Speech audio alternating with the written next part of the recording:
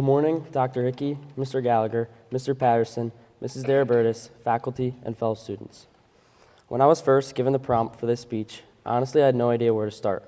I kept trying to think of something big or dramatic that inspires me. But the more I thought about it, the more I realized that the thing that has pushed me the most in my life isn't success at all, it's failure. Failure can be defined as a setback, a disappointment, or a moment when things don't go the way you hoped.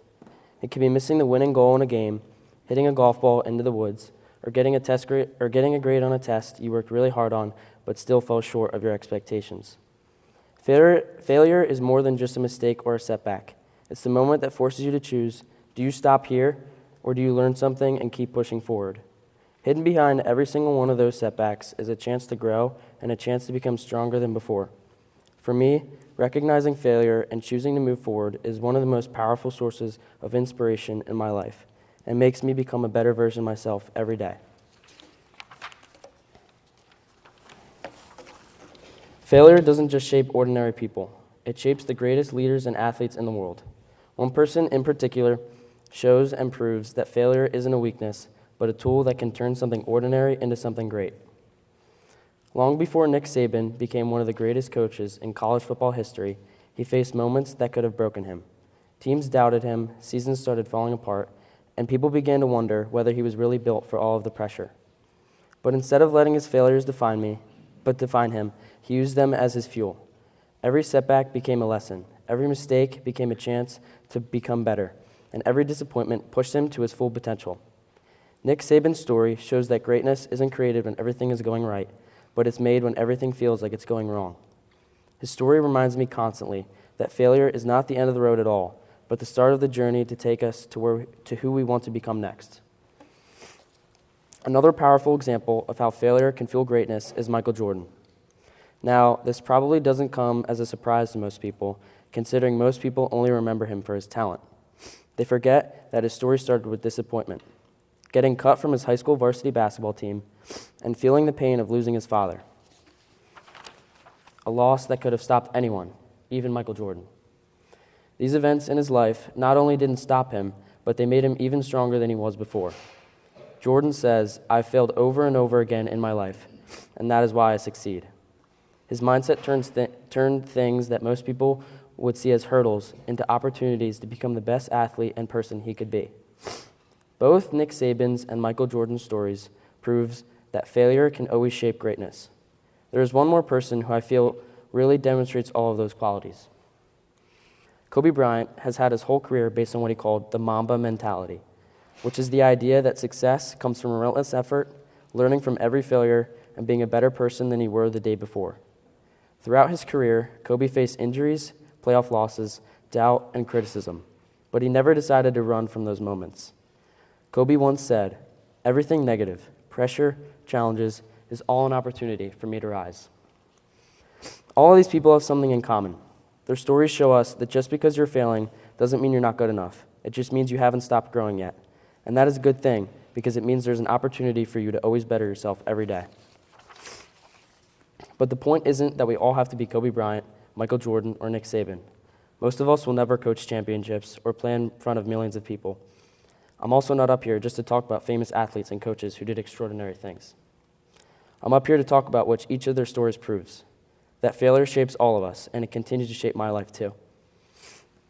That journey really began during my time playing hockey.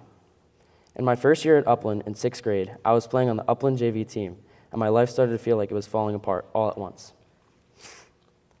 In December of that year, my grandfather passed away, and not long after, my mom was diagnosed with breast cancer.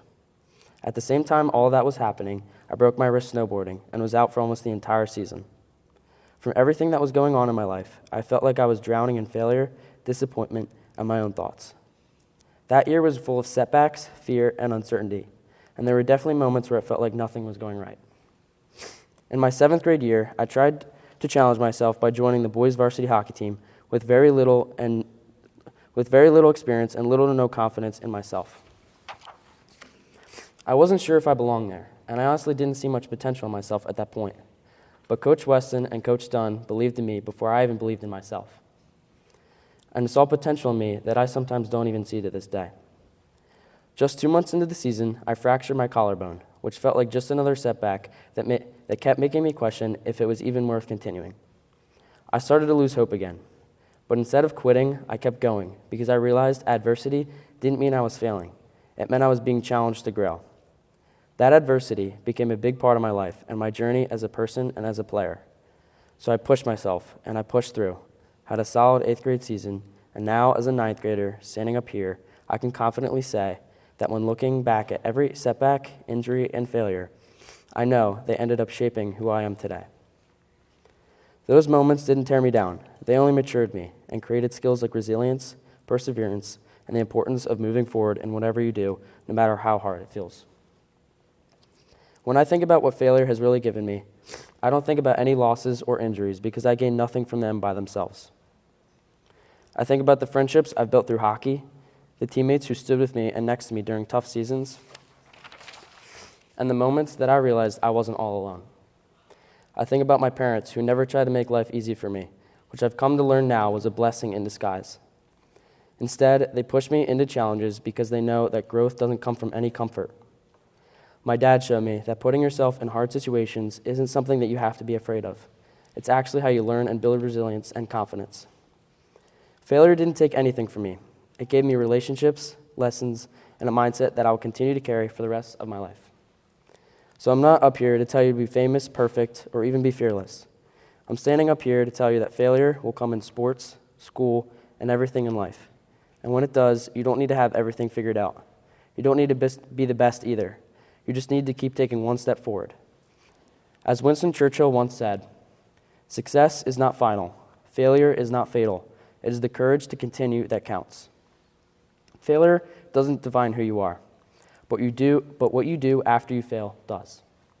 And if there's one thing I hope everyone in this room remembers, it is to keep moving forward, especially when it's hard. Thank you.